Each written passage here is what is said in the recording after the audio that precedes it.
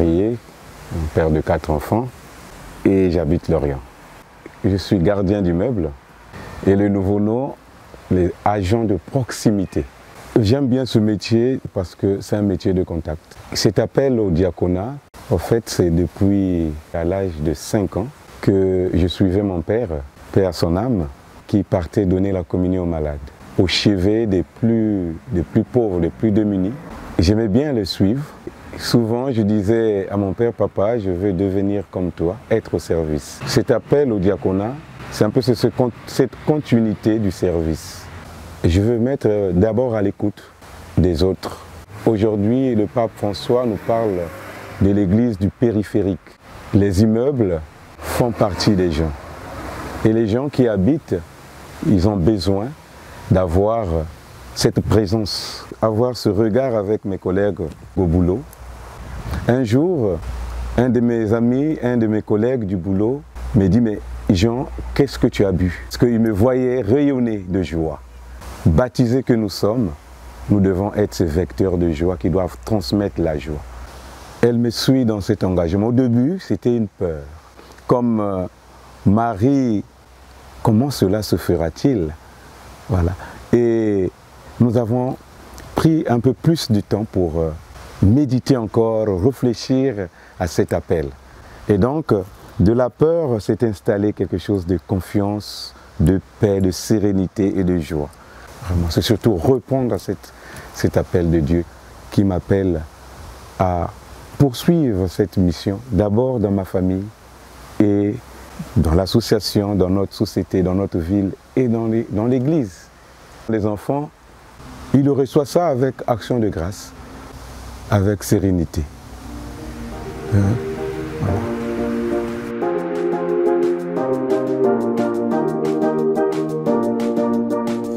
Bonjour, je m'appelle Emmanuel Descamps, j'ai 56 ans, je suis marié avec Françoise et nous avons une grande fille, Anaëlle. Nous habitons à Plumergat. Je travaille donc à la direction diocésaine de l'enseignement catholique pour le diocèse du Morbihan. Je m'occupe de l'éducation affective, relationnelle et sexuelle. Donc le voyage en puberté, c'est un outil qui permet en une journée de rencontrer une classe de CM1, CM2 pour leur faire de l'éducation affective, relationnelle et sexuelle. L'objectif de ça, c'est vraiment leur faire prendre conscience qu'ils sont une merveille, qu'ils sont uniques et que ça serait quand même bien s'ils pouvaient vivre à la hauteur de la merveille qu'ils sont. Je suis animateur et coordinateur aussi de l'équipe Parker. Et puis j'ai la responsabilité de l'école de formation ERS pour former des vacataires qui interviennent dans les établissements catholiques. Je vois le diacre comme étant au seuil dans l'église entre les clercs et les laïcs, au seuil entre le monde catho entre guillemets et les autres. Ça fait partie de mon discernement de se dire oui, est-ce que c'est pas une petite gamberge personnelle, mais non, le fait que ce soit venu de personnes de l'extérieur. Bon. Et puis après, est-ce que je suis vraiment à la hauteur de la mission et tout? Avec la grâce de Dieu, oui, je suis bien conscient que par mes propres moyens, voilà, je suis un homme comme les autres. Cette fragilité humaine, quelque part, me permet aussi d'être comme les autres et d'être proche des autres tout en étant diacre. Être à la périphérie, comme dit le pape François, ça me touche. Personne me disait, tu vas pouvoir encore plus t'émerveiller des richesses de l'Église et aussi contempler de plus près ses blessures. Savoir aussi pas se considérer comme le sauveur, mais être juste celui qui apporte une petite goutte d'eau qui fera peut-être germer la semence. Mon épouse a très bien accueilli ça. Notre fille, pareil, ça la gêne pas que papa soit... Elle m'a dit, papa, si t'es appelé, qui je suis moi pour dire non, quoi.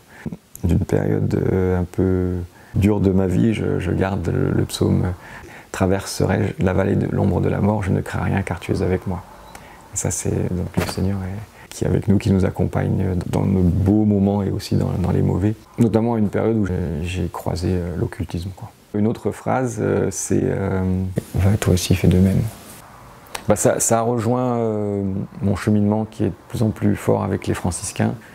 Bien que je ne me sens pas spécialement appelé à servir les lépreux, mais on peut s'occuper des pauvres de différentes façons, mais dans mon domaine, là, le RS, c'est les pauvretés du culture, tout ce qui a été oublié de la beauté de l'homme, donc tout ça c'est le faire revivre chez les jeunes que je peux rencontrer. et l'aider à le faire transmettre aux enseignants qui ont en charge l'éducation de ces enfants. Donc Saint François, c'est aussi le cantique de la création. Ça, il rejoint aussi ma fibre écologique, une écologie qui réconcilie l'homme et la création entière.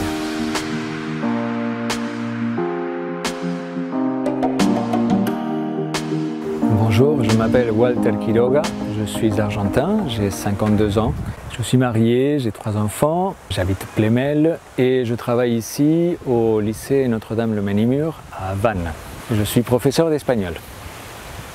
Alors cet appel, le point de départ, c'est la parole de Dieu.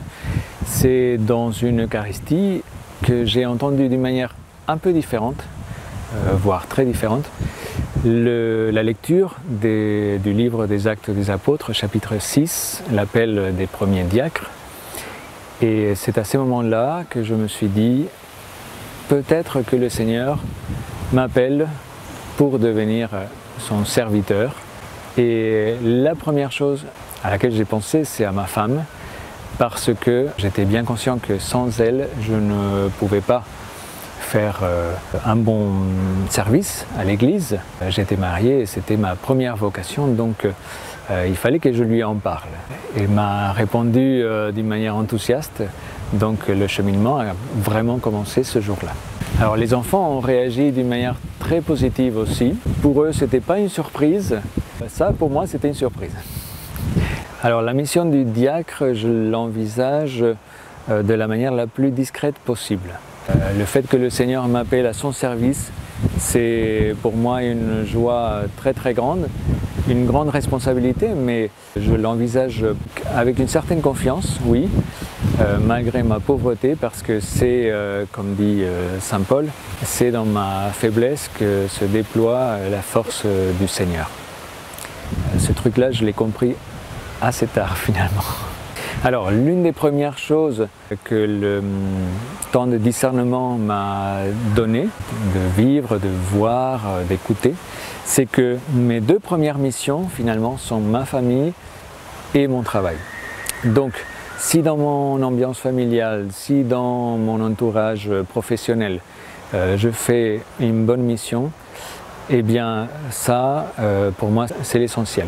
Écouter jour après jour les invitations du Seigneur, être docile à ces invitations, être levure dans la pâte et un peu plus, si possible quand même, dans toute cette terre de mission que je vois autour de moi, et être surtout au service du Seigneur en annonçant son amour pour tous, pour ceux qui sont loin, pour ceux qui sont près, en vivant avec une proximité très profonde avec lui, en demandant sa propre sainteté pour moi, qu'il habite en permanence mon cœur, parce que lorsqu'un prophète a parlé au nom du Seigneur, c'était pas parce qu'il était saint, c'est parce que le Seigneur lui demandait quelque chose. Cependant, il fallait que le prophète soit proche du Seigneur pour rester crédible. Et donc moi je demande ça au Seigneur.